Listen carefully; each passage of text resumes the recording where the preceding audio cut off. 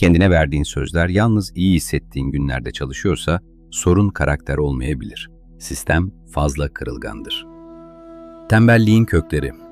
Hevesleri öldürmek, anlık hazların uzun vadeli hedefleri gölgelemesini önlemek meselesini motivasyon yerine taban davranış, tetikleyici ve geri dönüş planı ile ele alıyor.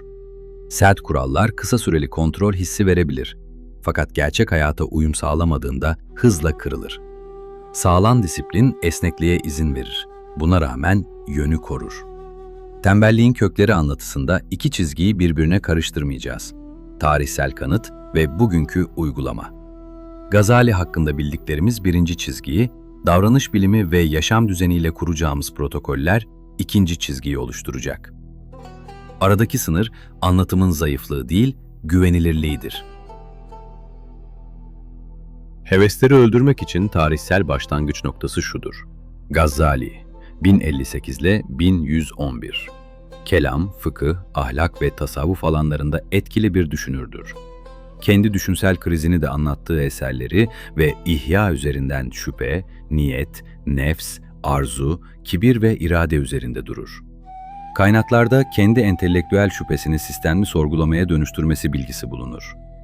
Bu noktada hareketle, meselede bu ayrıntı modern bir kişilik formülü değil, Gazali döneminin bağlamını anlamaya yarayan bir veridir. Tembelliğin kökleri konusunda sonucu değil, sonuca giden koşulları incelememizi sağlar. Kaynaklarda yer alan İhya'da nefsin eğitimi, arzuların denetimi, kibir ve öfke gibi ahlaki hastalıkların sebeplerini çözümlemesi ayrıntısı, zihinsel gelişimin tek kanaldan ilerlemediğini hatırlatır. Bu ayrıntı hesaba kattığımızda, tembelliğin kökleri için modern karşılık daha fazla bilgi tüketmek değil, öğrendiğini açıklamak, üretmek ve eleştiriye açmaktır. Niyetle eylem arasındaki bağı vurgulaması ayrıntısını bugüne doğrudan taşımak doğru olmaz. Bu verinin çizdiği sınır içinde, bununla birlikte veri, Gazali hakkında tek boyutlu hüküm kurmamızı engeller ve buradaki uygulamada bağlamı ne kadar hesaba kattığımızı sorgulatır. Psikolojik açıdan ilk görev, davranışı motivasyondan bağımsızlaştırmak, tetikleyiciyi sabitlemek ve minimum uygulanabilir standardı kurmak. Bu görev zorlaştığında zihin hedefi fazla büyütmek, bir aksamada sistemi tamamen bırakmak ve karakterini suçlamak eğilimi gösterebilir. Haz geciktirme protokolü, sorunu kimlik yargısından çıkarıp davranış düzeyine taşır. Tembelliğin kökleri başlığında büyük değişim çağrısı yerine 3 küçük standart belirleyeceğiz. Gazali örneği yönü gösterebilir, fakat yolun günlük ayrıntıları bugünün koşullarına göre kurulmalıdır. Tembelliğin kökleri için her kural ne yapılacağını, nasıl izleneceğini ve nerede durulacağını söyleyecek. Haz geciktirme. Tembelliğin kökleri kapsamında anlık ödülü tamamen yasaklamak yerine hedef davranışın arkasına taşı. Haz geciktirme.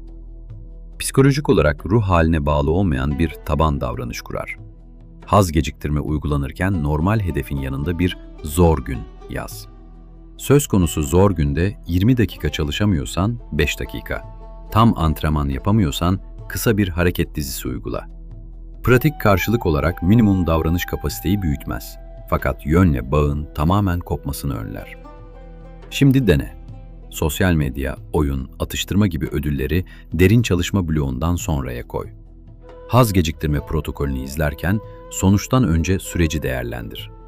Hazırlık yapıldı mı, sınır korundu mu ve bir sonraki adım açık mı sorularına kısa cevap ver. Koruyucu sınır. Aşırı yasaklar geri tepme yaratabilir. Bu davranış düzeninde davranıştan önce bu beni hangi amaca yaklaştırıyor sorusunu zorunlu hale getir. Niyet kapısı, psikolojik olarak karar yorgunluğunu azaltıp otomatik başlangıç sağlar. Bunu uygulanırken davranışı sabit bir işarete bağla ve başlangıç kararını önceden ver. Bu başlıkta saat, mekan veya mevcut bir rutinin sonu tetikleyici olabilir. Pratik karşılık olarak işaret ne kadar açık olursa, zihnin her gün yeniden pazarlık yapma ihtiyacı o kadar azalır. Şimdi dene. Telefonu açmadan önce kullanım amacını bir cümleyle yaz. Buradaki amaç doğrultusunda niyet kapısı deneyini 3 tarihle kaydet. İlk uygulama, ilk bozulma ve ilk bilinçli geri dönüş. Bu süre değişimin yalnız başarı anlarından oluşmadığını gösterir. Koruyucu sınır. Her keyfi suçlulukla eşitleme, mesele kontrolsüz otomatikliktir. Söz konusu incelemede iradeyi sürekli test etmek yerine tetikleyicileri azalt. Çevreyi düzenle. Psikolojik olarak aksamayı kimlik yargısı değil, sistem verisi olarak ele alır. Uygulanırken haftalık değerlendirmeyi suçlama oturumuna dönüştürme. Bu inceleme içinde kaç kez uyguladığını, hangi koşulda bozulduğunu ve gelecek hafta yalnız hangi değişkeni değiştireceğini yaz. Pratik karşılık olarak aynı anda çok sayıda düzeltme yapmak, hangi unsurun işe yaradığını görmeni engeller. Şimdi dene. Dikkat dağıtan uygulamaları ana ekrandan kaldır.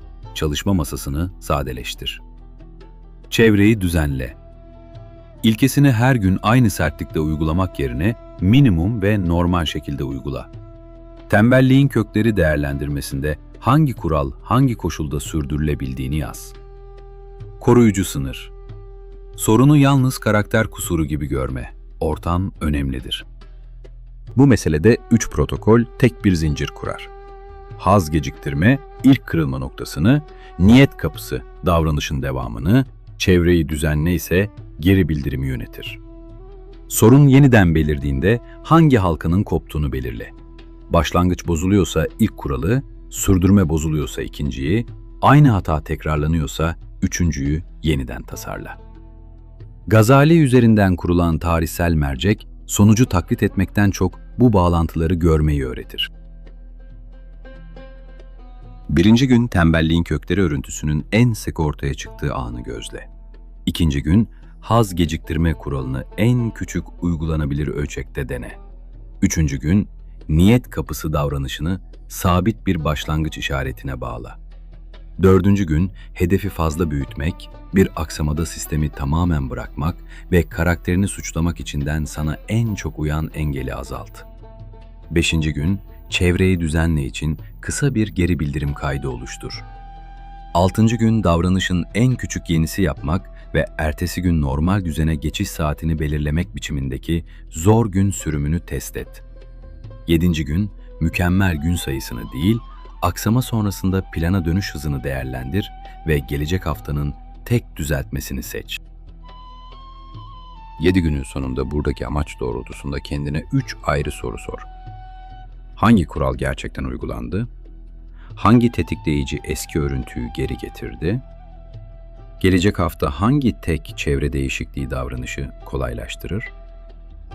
Söz konusu güçlükte yalnız his değişimini raporlamak yeterli değildir. Gözlenebilir davranış, geri dönüş süresi ve gerekiyorsa alınan destek de değerlendirmeye girmelidir. Bu yaklaşım, büyük bir dönüşüm hikayesi kurmak yerine küçük ama güvenilir kanıtlar üretir. Söz konusu hedefte haz geciktirme kuralının başlangıç işaretini, minimum süresini ve biteceği noktayı şimdi yaz. Niyet kapısı uygulaması aksarsa, çevreyi düzenle ile hangi geri dönüş adımını kullanacağını önceden belirle. Gazali üzerinden kurulan tarihsel mercek, büyük iddiadan önce koşulu görmeyi hatırlatır. Bu küçük netlik, tembelliğin kökleri, niyetini davranışa bağlar. Söz konusu anlatıdan yanında götürmen gereken fikir basit ama kolay değildir.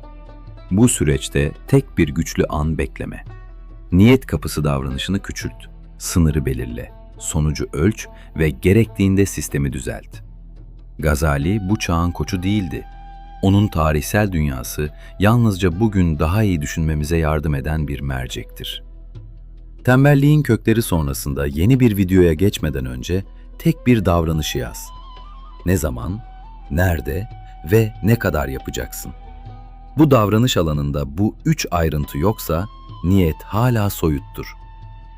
Çevreyi düzenle denemesinden 7 gün sonra kendine değiştim mi diye değil, hangi koşulda doğru davranış daha kolay oldu diye sor.